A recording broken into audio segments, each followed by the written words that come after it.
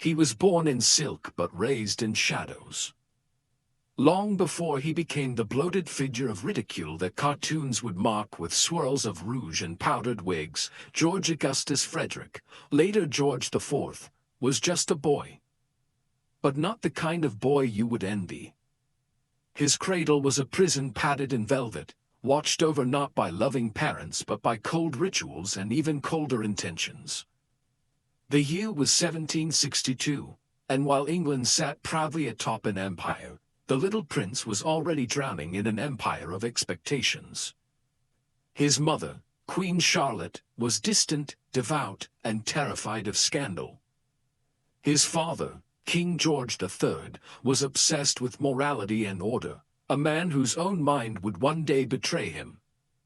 But even in his clearest years, George III was incapable of gentleness. He believed the crown depended not only on power but on piety. And so, for his eldest son, he envisioned a spiritual boot camp disguised as a childhood.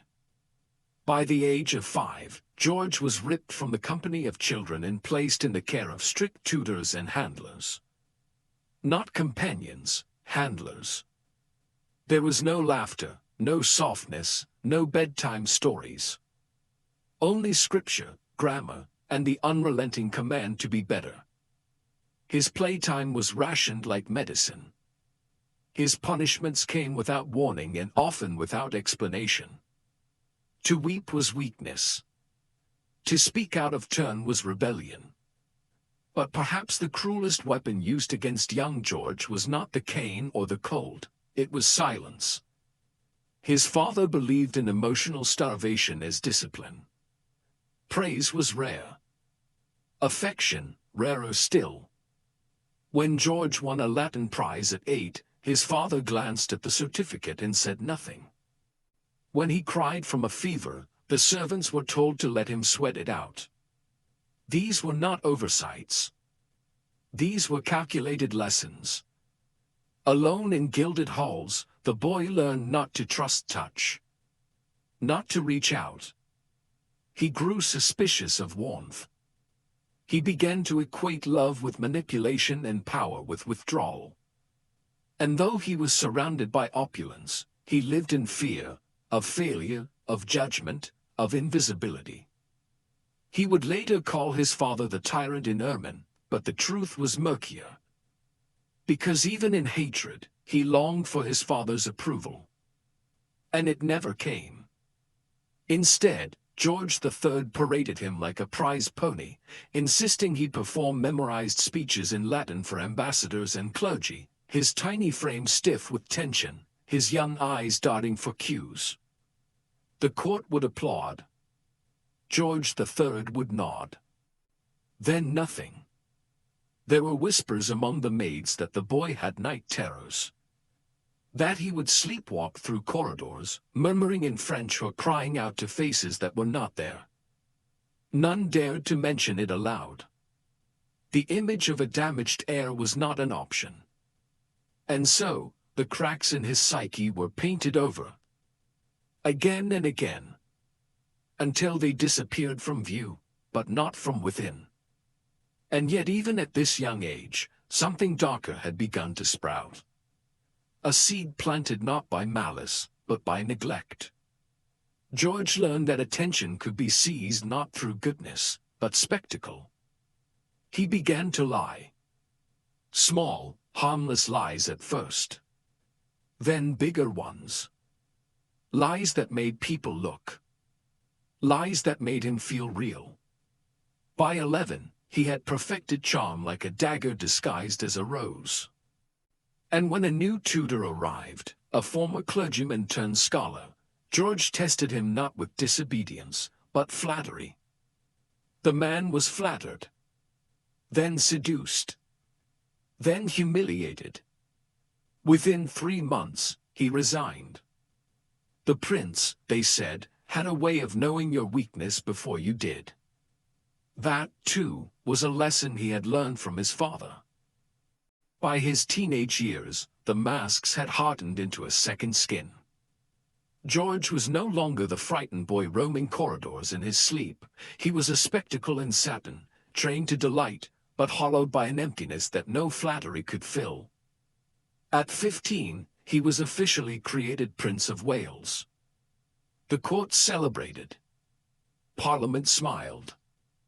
And George himself stood in the center of it all, looking radiant and confident. But inside, he was quietly unraveling. The public saw a princely figure, the elegant posture, the flirtatious grin, the shimmering attire. But beneath the embroidery was a boy raised in a cage of piety and pressure, now loosed upon a world he did not understand and could not trust. His formal education continued under the so-called Reverend Cyril Jackson at Oxford. It was meant to deepen his intellect and discipline. Instead, it confirmed to George what he had long suspected, that knowledge alone held no power unless it could be weaponized. At Oxford, he charmed professors and undermined them. He cultivated vices the way others collected books. He drank not to forget, but to remember how much he despised silence. He gambled to feel the thrill of risk, the illusion of control. And he seduced older women not out of romance but for power, for proof that he could possess what others feared to touch. Still, he never ceased performing. Publicly, he recited poetry. Privately, he mimicked his father's fits of rage, alone in his chambers, throwing candlesticks against the wall, laughing hysterically when they shattered. It was his way of mocking the man who had denied him warmth. And yet, what he feared most was becoming him. But George was not merely a victim of strict parenting. He was becoming a manipulator in his own right. He learned to mirror the desires of others, to play whatever part would best serve his momentary purpose. When he discovered that Queen Charlotte's ladies-in-waiting adored sentimental novels, he took to writing florid verses about doomed love and noble suffering. They swooned. He took notes. Emotional power, he realized, was infinitely more intoxicating than political rank. And then came Maria Fitzherbert. She was Catholic, widowed, and older. A scandal by every measure. But George fell, or rather, threw himself, into a devotion that seemed more theatrical than genuine. He pursued her with the desperation of someone trying to rewrite the script of their own life. He claimed it was love. He insisted on marriage, even knowing it was illegal without royal consent. And when she hesitated, he faked a suicide attempt, slashing at his own neck with glass. Not deep enough to die. Just enough to bleed. Just enough to be believed. Maria relented. The secret wedding that followed in 1785 was less a romance than an act of war. Against his father. Against the system.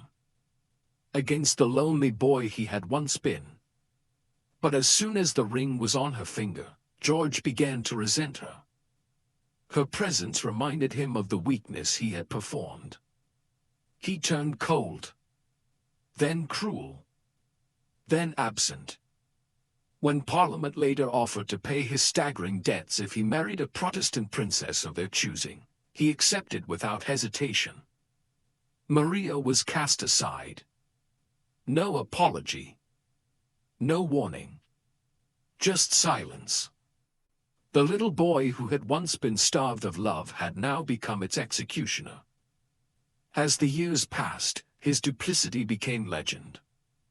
Courtiers whispered of his shifting moods, his tantrums, his vanities. His taste for extravagant clothing bordered on the absurd, embroidered jackets, diamond-encrusted snuff boxes, shoes dyed in crushed insects for a specific shade of purple ome he demanded. But this was no mere indulgence. It was armor. Fabric between him and the world. Color to distract from the wrath. And yet, the public still adored him. They saw not the wounds, but the shine. The newspapers called him the first gentleman of Europe. But the servants knew. The mistresses knew. He could make you feel like royalty one hour and like dust the next. always watching, always performing, and always hollow. He had learned long ago that the only thing more powerful than being loved was being needed, and the easiest way to make someone need you was to break them first. Power, once tasted, is never enough. And George, by the time he reached his 30s, was no longer content to play the tragic prince in secret. He had turned his childhood lessons into weapons, his charm into camouflage, and now sought to wield authority not just over his lovers or his image, but over the kingdom itself. When his father fell into the grip of madness in 1788, the opportunity finally arrived. King George III began to suffer from what we now suspect was porphyria, a cruel condition that mangled the mind and robbed the king of coherence. He raved. He howled. He conversed with invisible spirits and wept over imagined sins. And his court, ever loyal to decorum over reality, tried desperately to hide it all. But George saw the truth. And he smelled blood. He lobbied Parliament to declare him regent, effectively king in all but name. Not because he wanted to serve, but because he wanted to dominate. His father's illness, he argued, required it. The realm demanded it. But beneath the legal arguments and public petitions was a deep, festering hunger to finally eclipse the man who had humiliated him for decades. The Regency crisis divided the nation. Whigs, eager for reform, championed George. Tories, fearful of his excesses, resisted. And while Parliament debated, George waited. He held court in his own palace, surrounded by artists, gamblers, and exiled poets. He wore military uniforms he had never earned and painted portraits of himself like a modern-day Apollo. But when the king recovered, briefly, cruelly, as if summoned by some vengeful god, George was forced to step back. His triumph was postponed. His father resumed control. And the son, again, was left in his gilded cage, older now, and angrier. This was the second twist of fate that unmade him. For a man like George, denial was worse than death. He returned to his vices with new ferocity. He spent money as though wealth were a temporary illusion. He surrounded himself with flatterers who feared his moods and mimicked his lies. One mistress, Lady Jersey, remarked that being in his presence was like standing near a collapsing star, brilliant, burning, and inescapably doomed. When the Regency finally became official in 1811, after another collapse of the king, George was no longer merely the prince behind the curtain. He was now the puppet master made flesh. But the man who had dreamed of the throne since childhood found himself terrified of what he now possessed. He did not trust Parliament, though he relied on them. He did not trust his advisors, though he clung to their counsel. And most of all, he did not trust the people.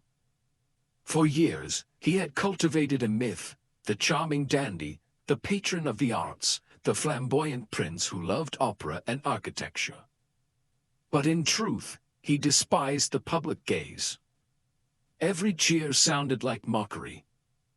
Every compliment felt like manipulation. He rarely left his private quarters except in disguise.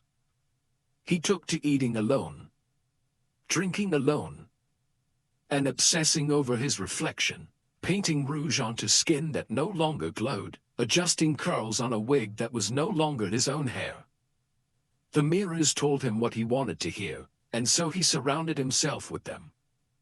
Yet behind the layers of brocade and powder, his body was beginning to betray him.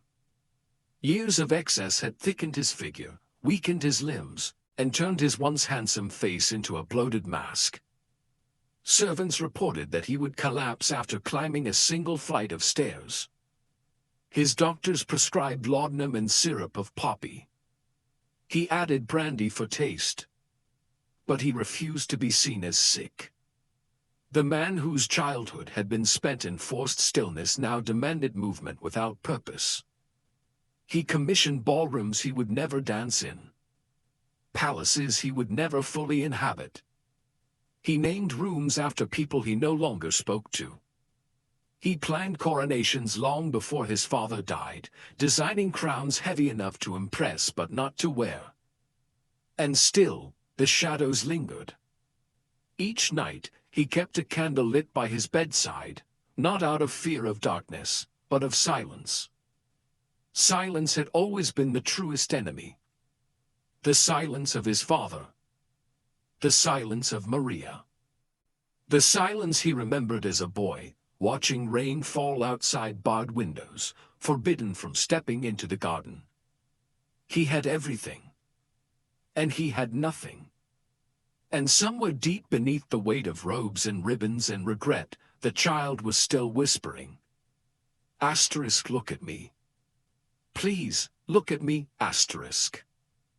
It was in the final years of his reign, officially crowned king in 1820, though his soul had long worn the title, that George began to decay in ways no tailor or artist could hide. The man who once ruled by performance now ruled by isolation.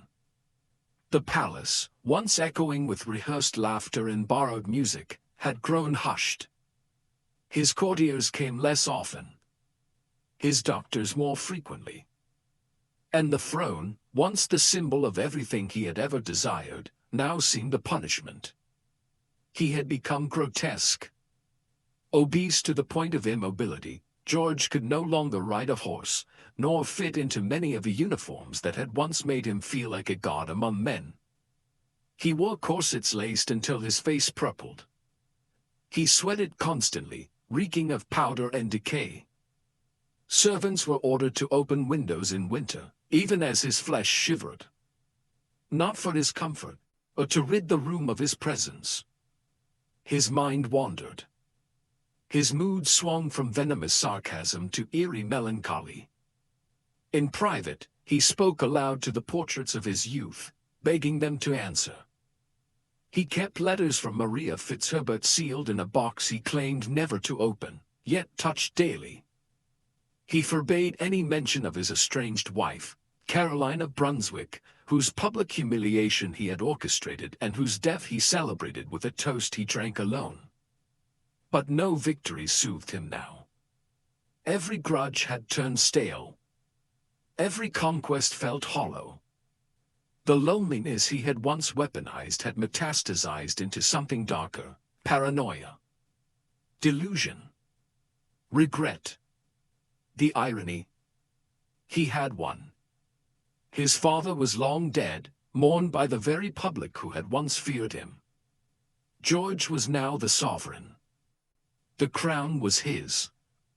But what did it weigh, when the head beneath it ached with every breath? He began to dread his reflection. Mirrors that once flattered now mocked. He had them removed from his bedchambers. The candle beside his bed was replaced with 2. Then 5. Soon, a dozen. Sleep no longer came without laudanum. Conversation no longer came without bitterness. And still, he performed. At state functions, he arrived in custom-built chairs that concealed his limp. Artists were commissioned to repaint his features thinner, younger. When a foreign ambassador noted that the king's portrait appeared far too flattering, George replied with a cold smile, "That is not how I look, that is how I must be remembered." But beneath the artifice, the end crept nearer. Gout plagued him. Breathing became labored. His heart, already burdened by years of excess and self-contempt, faltered. And yet, in those final months, he refused to admit defeat. He spoke of building new palaces, of commissioning another opera, of returning to Brighton, where once he had dazzled Europe. Plans, always plans, for a tomorrow that would never come. He feared death, yes, but more than that, he feared irrelevance. He feared being remembered not as a monarch, but as a cautionary tale. And he knew, deep down, that history would not be kind. The same public who had once swooned at his elegance now whispered of his madness. The same artists he had patronized now painted him with too much honesty. There is a final cruelty in being seen too clearly. On the morning of June 26, 1830, George IV died alone in Windsor Castle. Not surrounded by family. Not even by loyal friends. Just a scattering of attendants and physicians too afraid to meet his eyes. His final words were lost. Perhaps they were ordinary. Perhaps they were profound. Or perhaps, in keeping with his life's great tragedy, they were drowned out by silence. And that was the cruel twist. He had spent his childhood begging to be noticed, his youth demanding to be admired, and his adulthood forcing the world to look. But in the end, there was no one left to watch. No applause. No audience. Just the echo of velvet curtains falling closed on a life performed, but never truly lived. The burial of George IV was not a spectacle. It was a formality. A box of flesh lowered into earth, draped in ceremony, surrounded by men who whispered behind gloved hands. Even in death, he was a performance no longer needed. There were no spontaneous public tears. No mournful poems etched in glass. Only the quiet relief of a nation that had long since grown weary of the man behind the crown. But death did not dissolve the questions he left behind. It sharpened them. Was he ever truly a victim, or merely the first casualty of his own design? Was he made into a tyrant by the cold iron rituals of royal childhood, or had the seeds always been there, waiting for power to water them? Those who had known him best offered little clarity. Some claimed he had possessed great potential once, that he had been sensitive, intelligent, even artistic. Others insisted he had always been vain, always selfish, always calculating. And perhaps both were true. The horror of his story lies not in the extremity of evil or cruelty, but in the ordinariness of it. He did not commit grand atrocities. He did not bathe in blood. He did not burn cities. What he did was quieter, but in some ways, more chilling. He manipulated trust. He mocked sincerity. He hollowed out relationships until nothing remained but glittering shells. His legacy was not built of monuments, but of wounded people, discarded loyalties, and a royal lineage scarred by emotional absence. And still, there is that whispering child again.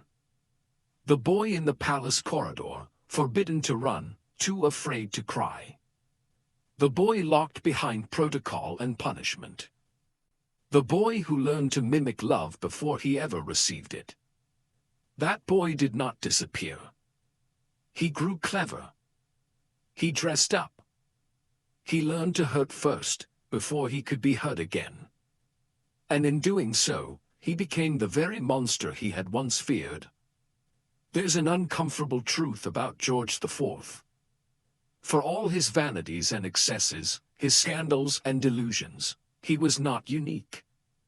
He was not even rare. He was simply the visible symptom of a system that made cruelty look like character and performance look like power.